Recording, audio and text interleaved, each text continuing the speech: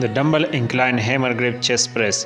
If you are looking to maximize your chest development and target those stubborn muscle fiber, this is a move you can afford to skip.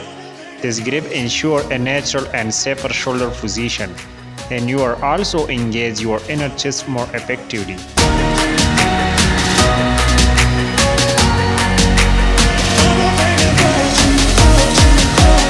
Engage your chest muscle and press the dumbbell upward. This peak contraction is where the muscle fibers are fully activated, driving growth.